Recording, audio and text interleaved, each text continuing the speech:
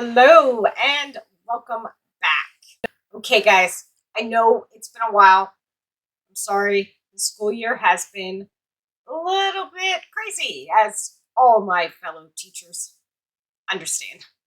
But we're getting in the swing of things. My students are doing great, and I like it. Today, I have an interesting mix for you. A little bit legend and a little bit true crime. Some history, possible history thrown in.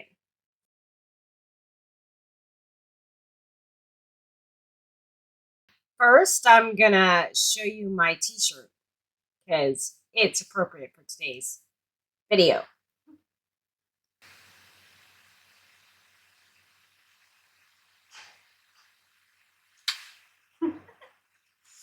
Okay, sorry about that. Thank you so much for checking out my channel today. Don't forget to click like and subscribe. Today, we're going to take a look at a local legend. The Axe Hollow murders in Erie, Pennsylvania. So yes, today's video is a true crime history combined story. Some of my favorite. Love history, obviously. Whole YouTube channel dedicated to it. And I also love to learn about true crime. Don't like the crime itself, but I do like to learn about true crime. So sit back and relax while I tell you a chilling tale. Off of Stertania Road in Erie, PA, there used to be a plot of land where an abandoned foundation of an old house used to stand. It has since been cleared due to a new housing project out that way, but it was there. It was all that was left of a home where a horrible murder took place. Possibly. There are a few different versions of this tale. Some start with the jealous husband who killed his wife and kids and then set himself on fire. This legend says his ghost is still roaming the area. He's tortured and grief-stricken. Some say a couple broke down on the side of the road, and when the man went for help, the woman locked herself in the car until an unearthly voice told her to come out of the car. When she did, she found her boyfriend hanging upside down from a tree with his throat slit. Or maybe that story was an addition to the jealous husband.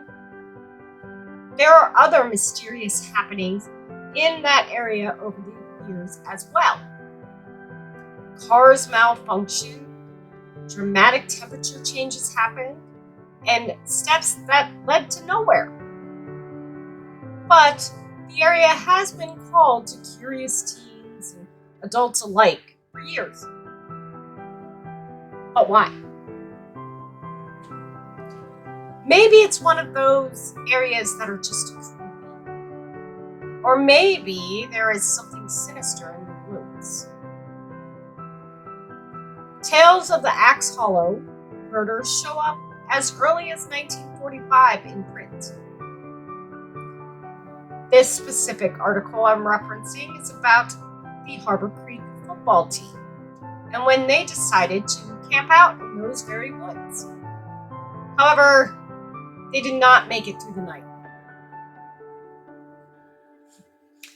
After hearing disturbing moans, seeing flashes of lights, and hysterical laughter, the big football players hightailed it back to their cars and said, bye.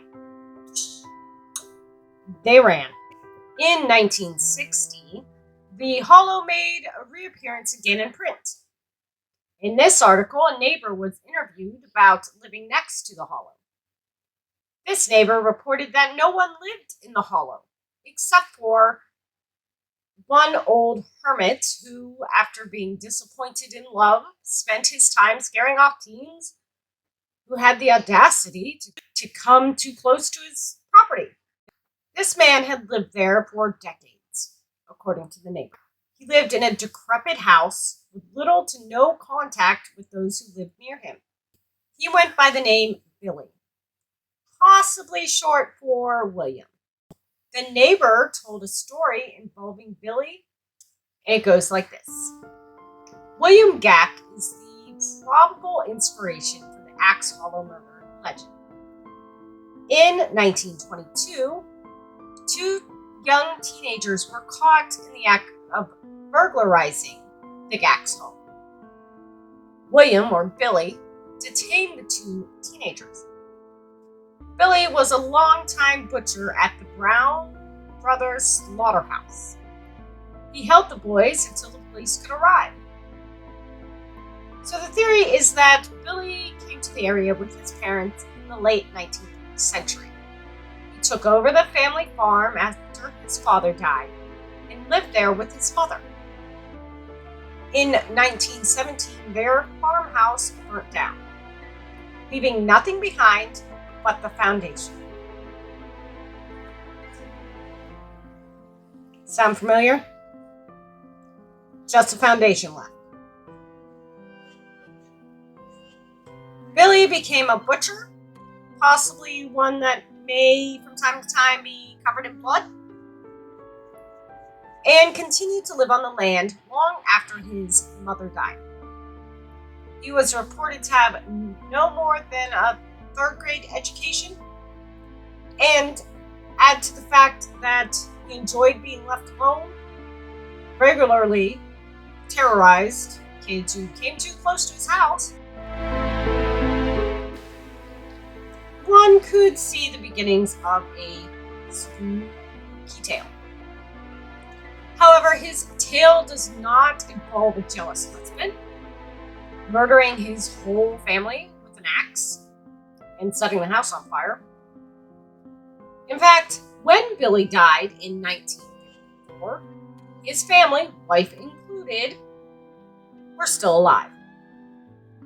In Stephanie Winsock's book, Ghost of Erie County, excellent book by the way, she states an alternate version of the tale has to do with a band of Romani people who were traveling through Mill Creek Township when they decided to camp in the hollow for the night.